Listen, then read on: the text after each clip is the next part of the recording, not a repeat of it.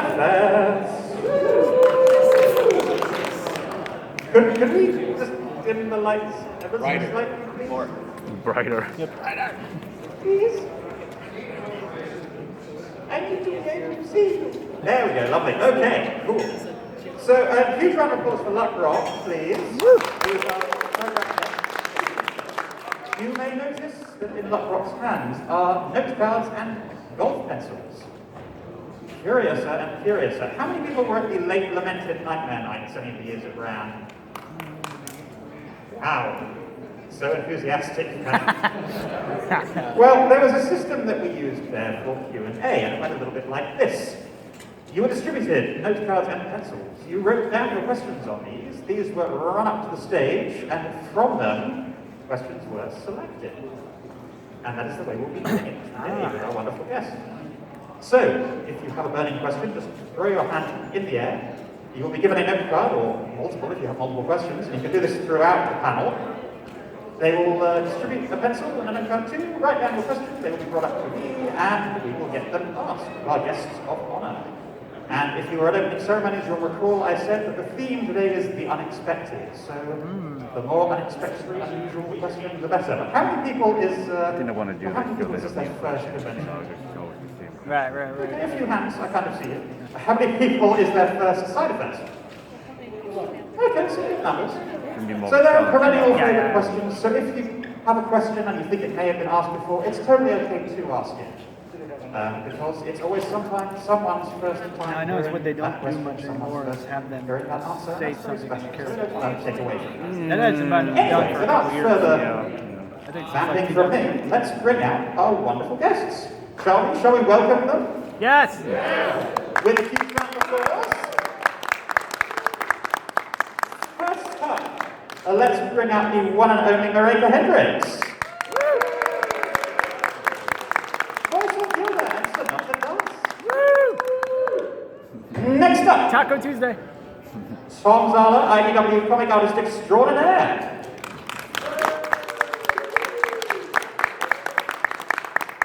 Kelly Metzger, voice of Spitfire and more. And last but certainly not least, the one and only Andrea Lippman. Yeah!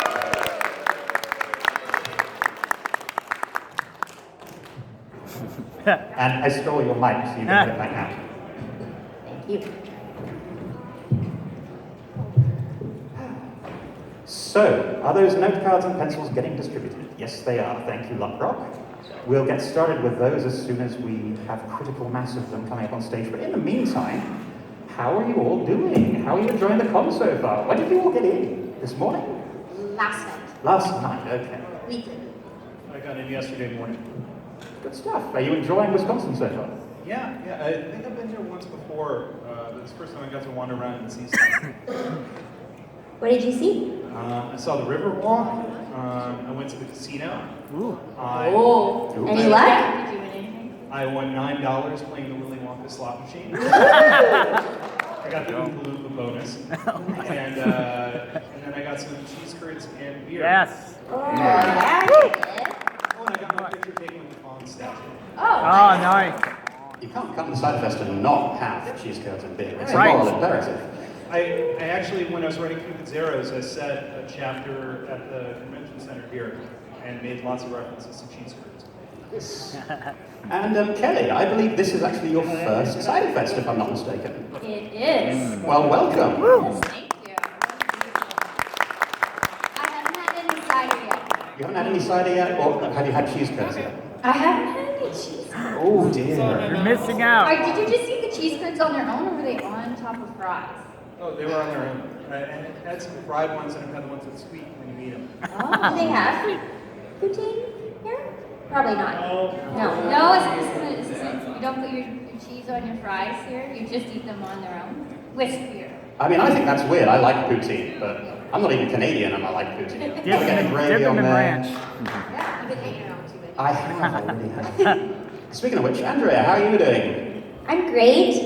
I love this hotel. I keep gushing about how beautiful it is. It's just everywhere you look is something beautiful and interesting. But Andrea thinks this hotel is haunted. I do, yeah. My makeup bag keeps like crinkling like, on its own, and it also like fell into the sink on its own. Yeah. It's just air and loose toiletries. There are no ghosts. She cannot scare me tonight. I mean, I don't think it's a mean ghost. No, just one that likes cosmetics. Yeah. If an elevator door opens and you see two little girls, they're actually just cosplayers. You'll find out. So I've got some questions here, and I will start looking through those. But in the interim, I'm going to pick on you, Marika, because I was reviewing old interviews, and we're talking about the unexpected as part of this panel, and something quite unexpected happened to you when you were in a stage production of Phantom of the Opera. Would you mind sharing that story while I look at these questions? It's one, I mean, there was a bunch of things that happened when I was in. So I was in Phantom of the Opera in Toronto many years ago. And I have so many stories, but there's one really good one. So thank you, and thanks, Polly, for asking, because it's such a good, okay. I should not start saying it's good, because then you're all gonna be like, that's a terrible story. So I played the monkey in Masquerade. Does everybody familiar a little bit with Phantom of the Opera? And there's that little monkey that plays the cymbals. Yeah. So there's this one part in Masquerade. It's the big scene where there's like the stairs that come down, like, and then what ends up happening is the Phantom comes and like interrupts the whole party. But anyway, so there's this party scene and everyone's. It's very choreographed and very staged. There's like 65 people on the stage, so everything is choreographed within an inch of its life. It's swirling, it's moving like crazy. And so in this particular section, me and the 3 people that I'm in this little group of, we have to go from upstage right to downstage left. So at the back of the stage to the front of the stage. And we have to do it in like 4 or dun, dun, dun, dun, dun, dun. I can't believe I still remember that. So that is that 6. We have to do that in six like big leaps. And out of nowhere, I don't know what happened or what I caught my foot on, but I went flying. Like flying like Superman. Super monkey. Super monkey. Monkey. But the best part of this is that I have these huge cymbals on my hand. Oh man. And when I hit the ground, I slammed the cymbals onto the ground so hard that the noise that it made was on the... And me and the 4 people that we were in this little group with were dying. Like dying of laughter in front of paying audience members. Screaming, crying with laughter. And my big monkey head, so the monkey head is huge, and there's this little face eye face that pops out of it. He's like, so there's this whole sound, boom, and then me bouncing my monkey head off. Was the scene that the audience members who paid whatever $150 for ticket, that's what they got that day. And then mass hysteria from these 4 people who were obviously completely unprofessional. Anyway, that's my story. That's the one. That's the one. Thank you for sharing. I just picture being there and I was like, oh yeah, oh, it's Masquerade. I don't remember that in the original soundtrack. Yeah. Theater's like that. Stuff goes on in theater that like, you hope the audience doesn't see, but there's no way people didn't see that or hear it. But you have no choice but to roll with it when the unexpected occurs. It's true. So, this is a perennial favorite, and it's actually quite a good one because it is what was your most memorable moment while working on Friendship is Magic. And we can say memorable or unexpected or most memorably unexpected when things went wrong and you had to roll with it, or when things went particularly right. And this applies to the show and, of course, also to the comic books. Who would like to go first, or shall I pick someone? I can go. Please. Yeah. I've told this story before, so if you've heard it, then I'm sorry. I just remember this one time of recording in the booth, and Pinkie Pie was eating a whole bunch of food, so I can't remember what episode it was. And a lot of times, what we do, if you have to eat something, is you'll just, and actually in the time, now that COVID is around and we're all up on crutches, it's pretty gross. Like, you put a finger in your mouth, like, right? Like, if you have to set, because you can't sound like you're eating if there's nothing there. Like, it just doesn't work. So I remember in the old, they'd say, oh, just put a pencil in your mouth. Have you ever done that? Like, whatever random pencils on your stand? Like, pretty gross in retrospect. So for whatever reason, during this record, it was me and Tabitha and Ashley, and we're like, let's make it real. And so Tabitha had brought in a chocolate bundt cake and some cookies. So we brought in all this food. The director, Terry's like, please do not do this. Like, no. And we're like, oh yeah, I know it's gonna sound super authentic. Like, this is gonna be great. So here I am stuffing all this cake in my mouth. It was a disaster. Like, you could not understand anything I was saying. It was just totally garbled. And I was just eating all this food. Tabitha and Ashley are just killing themselves laughing. There's like chocolate cake everywhere. And the director's like, I told you this wouldn't work, and please just stop it. But then, like, I was so, like, I had so much food in my mouth that it, like, didn't, like, then it, even when I was, like, it just didn't work. Like, everything was ruined.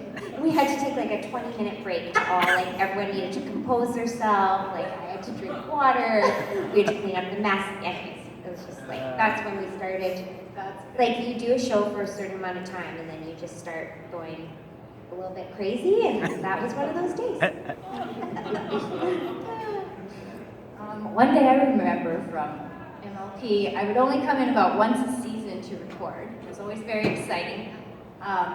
When I was preparing for that full body wing and poof pass episode, I watched all these Chris Farley videos, and I was trying to prepare and get the rhythm of how he talked. And my partner, he would listen to me saying these lines over and over again. I was like, okay, I think I'm ready. I go in, and you obviously couldn't see that I'm like trying to do all the motions, and I do a take, and then Terry's like, okay, great. So what that scene is you're trying to be Chris Farley from Saturday Night Live. And I was like, oh my gosh, is he just like taking the piss out of me? Or is he like, everything that I just did doesn't sound like Chris Farley at all? And I was like, oh, okay. Okay, yeah, I'll just give it another try. And be like, oh, really? Is that what it is? Oh, thank you, Terry, for telling me that. We finally got it, and I said it over and over again until. Well, Kelly, you obviously did not go to Ian Corlett's School of Voice Acting, where when you do your first take, you only give about 45%. Because they're gonna give you a direction no matter what. Exactly. Yeah, and then maximum, for him, he says maximum 65% ever. That is good advice. Okay, I will remember that next time. That actually answers a question that we had for you, which was whether or not that one scene was a direct reference to the SNL skit with Chris Farley. So, Yes, it was. Tom, how about you? Do you want my earnest story or do you want my funny story? Funny. Both. Okay, I'll tell the earnest one and then the funny one so it doesn't land weird. So the earnest one is I was at a convention in Calgary, and I've told the story before. And this kid comes up to me and is talking to me about My Little Pony, because you do, and it's going on a little bit. And I'm Catholic, I can take a lot of punishment, but it's just really going on. And there's a point where I'm getting to the, hey, thanks for coming, I gotta talk to, kind of gently moving inside, and I didn't. And I powered through, and he leaves, and then his mom comes up. And his mom says, my son's autistic, and he doesn't speak. And I just watched him talk to you for half an hour. So that kind of, like, that's one of the reasons I do what I do. Like, I really appreciate those moments, and it keeps me in check from, like, ever getting too out of control or... See, I want to say diva-ish, but I heard you talking about that. This is the weekend where the diva reputation is cemented. Yeah. So I'm so glad I get to have those moments and help people have those moments. I'm so grateful for it. The funny one is that, so I wrote an issue of the comic where the main six all become bad guys, and Pinkie Pie becomes like the Joker, and Nightmare Moon reappears, and Nightmare Moon is throwing magical blasts at Pinkie Pie, and Pinkie Pie is dancing around saying, dodging them all. And the script says, Pinkie Pie says, miss me, now you gotta kiss me. Oh, that will start a whole new fandom. And I got the notes back from Hasbro, and there's this moment when I'm reading going, oh God, I just got myself fired. And they said, this joke is brilliant. We can't believe Tom wrote that. Now please remove it.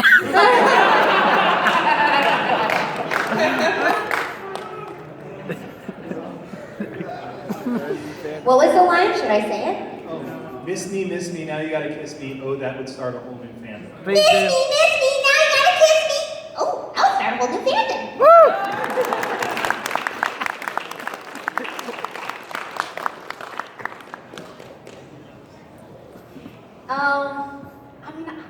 I was in the studio so little for my sessions because, Gilda was in 2 episodes. And on Sonata I think we did it in 1 day, but I don't remember. But I do remember thinking, because in season 1, we didn't know what was going to happen to the show. We have no idea, which is always the case in season 1 of something. You just don't know how it's going to be received. But I do remember thinking when, Gilda was mean to Fluttershy, I remember thinking, that's not going to go over very well. Anyway, there you go. Have you resolved this sort of... The conflict? The conflict. I think I asked that last time. Yes, that was deliberate. Marika, I'm not sure I understand this one, so I'm just going to slide it to you.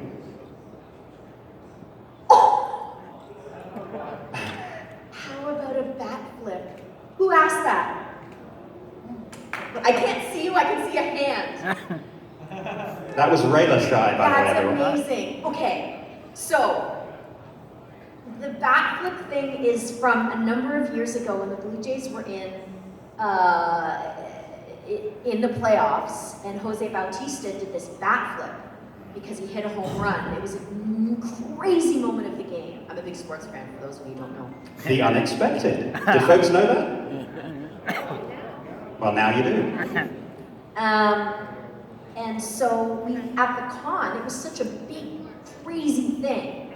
And so at the con, we did this whole thing where we went upstairs and reenacted the bat flip.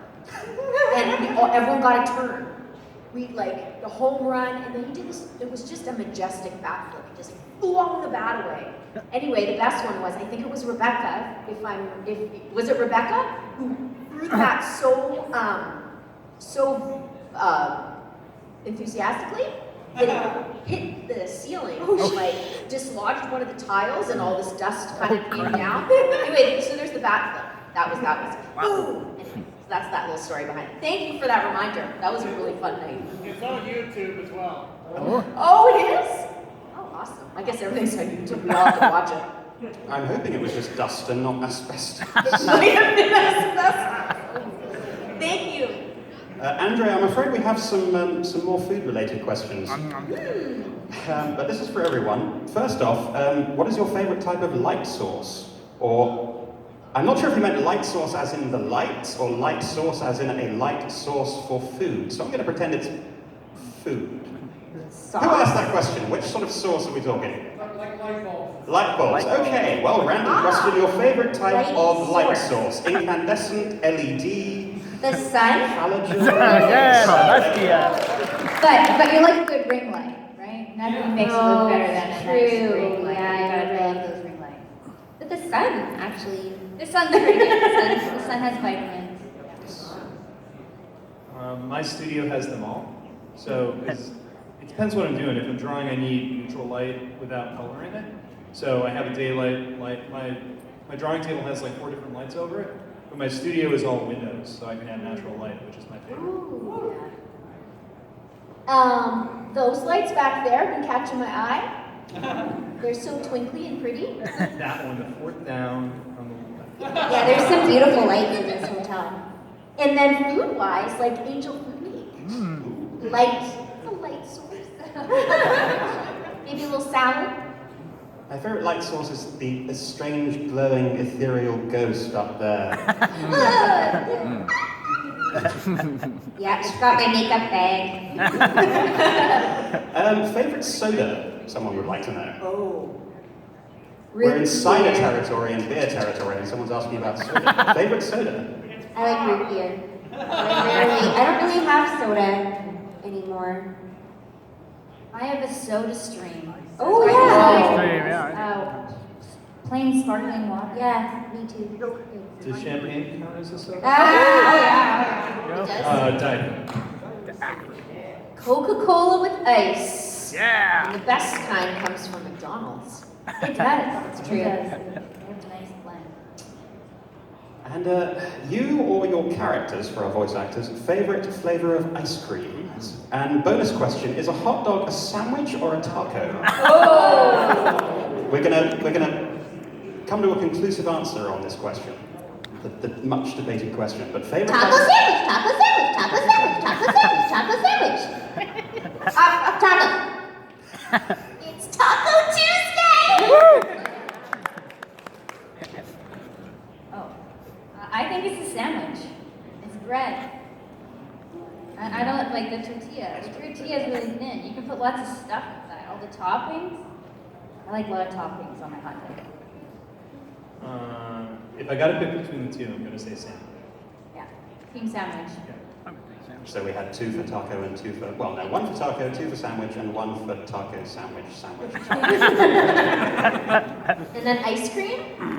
I like vanilla, which is... Yeah. I like vanilla too. I like vanilla chocolate sundae. I do.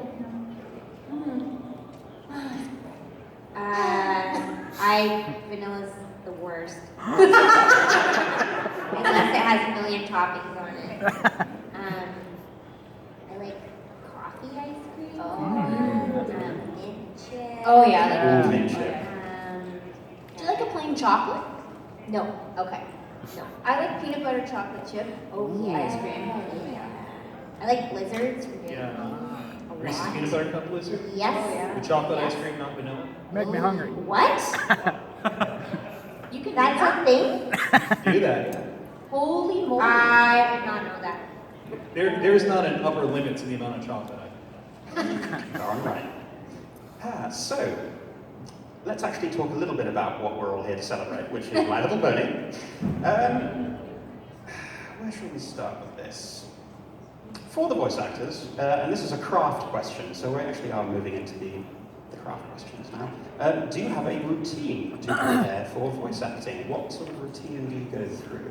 Vocal warm-ups or a lot of ice cream? No, wait, that's what you're not supposed to do. Yeah, some people say milk is bad for your vocal.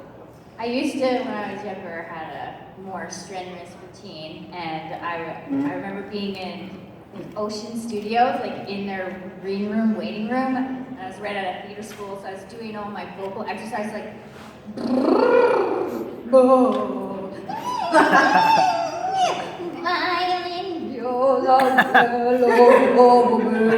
getting all my range warmed up, and I don't know what his name was. He came out of the office, and he was like, "What are you doing?"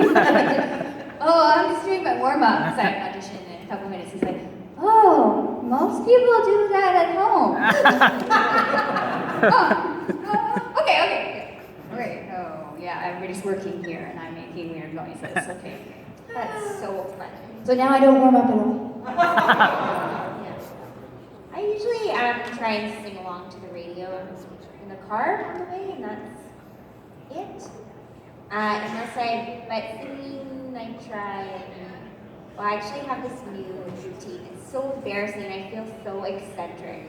The newest thing right now is that's happening for me is I'll do a session and then I have to drive to get and go to the studio to record the song. So it's like there's this little drive in between. And then I started getting this tea that I've told Marika about 10,000 times.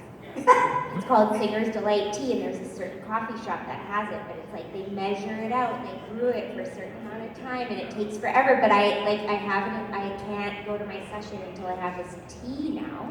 So I bought some as well. So either I'm brewing it at the studio before I leave, or I'm stopping to get this tea, and it just feels so eccentric. Like superstitious almost? Like you have to have this ritual before you go?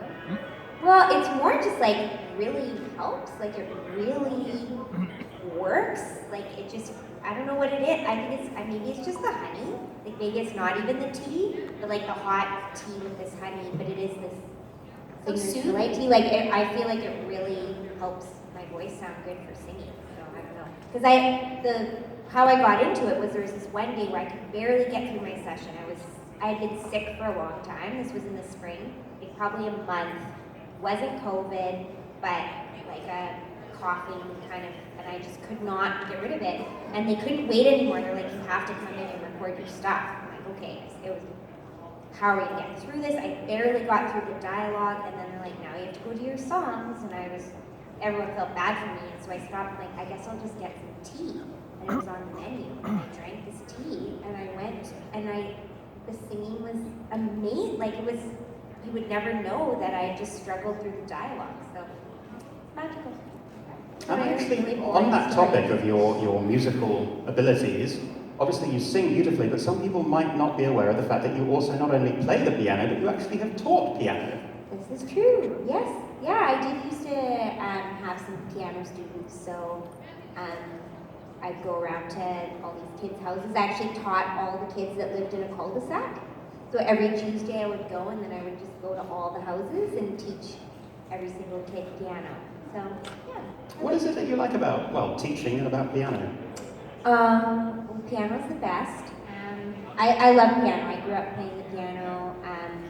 I find it really relaxing when I do get a chance to play. I love playing classical music mostly. I grew up playing the Royal Conservatory, which is Canadian classical training, so I'm classically trained. I have my grade 10 piano, which is the second highest. And I did enjoy teaching, like two sides to it. Like I loved interacting with the kids, and it was a lot of fun, but it was always super frustrating when they wouldn't practice. You get into that every single week. I'm a no pressure teacher, although apparently the parents would say, I'm going to tell Andrea, like whatever, and apparently kids really don't want to disappoint me. Like, that's a big thing. But I never disciplined them or anything, but maybe they could just tell. But it did get, there's this one kid, Spencer, and it was like 6 weeks in a row, like the same lesson again and again. And I'm like, hey, I can tell your parents that you don't want to do this. You don't have to do this. Like, let's just not. No, I will. But then when the kids do practice and you see them getting it, you see them improving, it's amazing. I have to point out that at this hotel there are 2 or 3 pianos scattered around. Really? Yes. Oh. Have you ever played piano at a convention? I don't think I ever have. Would folks, I mean, no pressure, and I know you're kept very busy, but I think 1 or 2 people might love to see that if you find yourself with extra time and knock into one of these pianos. Am I right? Yeah. So, Marika. Oh goodness, I forgot what the original question was. Oh yeah. Oh, me neither. What's your routine? Your warm-up routine. Yeah, I warm up. I do like a little. Actually, somebody said to me once that it sounds like a haunted house, which is maybe appropriate for the theme of the makeup and the ghost. So yeah, I do a vocal warm up before I go to a session. Generally speaking, I often start it in the shower just because it's like the steam and the warmth of the shower just kind of helps your voice. So yeah, I do warm up a little bit. And Tom, what about, do you warm up your voice before drawing? I am not. Nobody wants to hear that. But do you do sketches, that kind of thing? Sometimes I'll do warm-up sketches, but mostly it's just having a schedule. Like I get up, I make my coffee, I go into the studio. I space out what I'm doing. Like I have to do like graphic design early in the day, I draw later in the day. And did anyone ever see Grosse Pointe Blank? Yes. It's one of my favorite movies, and he plays a hitman, and he when he's getting ready, his therapist has told him to keep breathing. It's a great movie. It's John Cusack. They love it. He goes to his high school reunion, and he's told, "Okay, I'll give it a shot." No shooting. Don't kill anyone. But he's putting his gun together. And he's like, "This is me breathing." And I say that when I go to the CT, like this, because me drawing is the same as me breathing. Oh,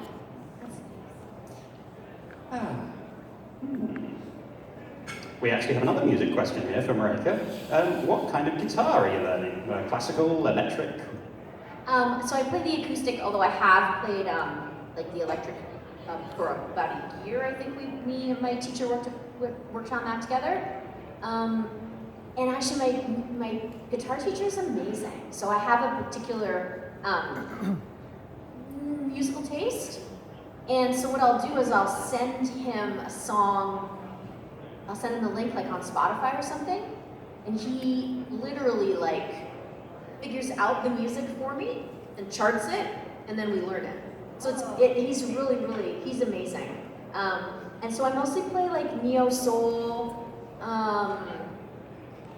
I've noticed recently over the last couple of years that a lot of hip hop artists there's a little bit more guitar in the music these days. It's really interesting. So I'm playing a lot of that stuff. So right now I'm learning something from Code of the Friend, if any of you are interested.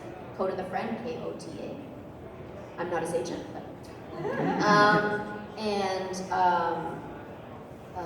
I played a bunch of Leon Bridges stuff. Anyway, so there you go. It's mostly neo soul stuff. Little R&B. So what I'm hearing is that we need to get kind of a renegade stage thing going with guitar, piano, yeah? Yeah, maybe so. So, I guess aside from bringing in food and trying to go full method for the food eating scenes, the question is, do you have any bad habits with regard to your craft? Oh, that's a great question. I love it. It's called corpsing. When somebody does something funny in the studio and you can't contain it and you are out of control laughing, it is one of my favorite things. I have like a fundamental belief that you shouldn't try and stop yourself from laughing.